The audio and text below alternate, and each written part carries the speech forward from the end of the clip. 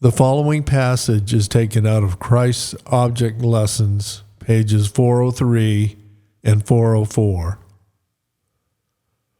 Oh, how different are the standards by which God and men measure character.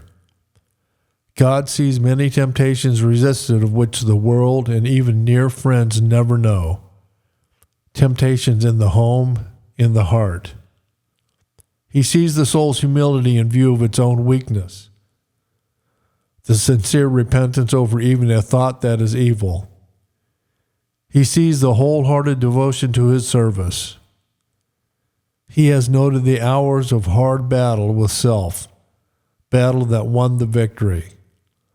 All this God and angels know. A book of remembrance is written before him for them that fear the Lord and that think upon his name. Not in our learning, not in our position, not in our numbers or entrusted talents, not in the will of man is to be found the secret of success.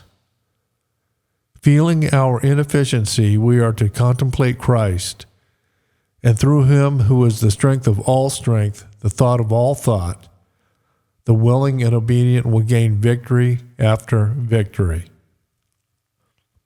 And however short our service or humble our work, if in simple faith we follow Christ, we shall not be disappointed of the reward.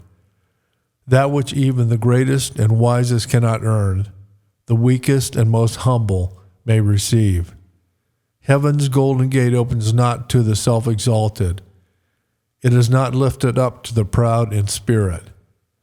But the everlasting portals will open wide to the trembling touch of a little child. Blessed will be the recompense of grace to those who have wrought for God in the simplicity of faith and love.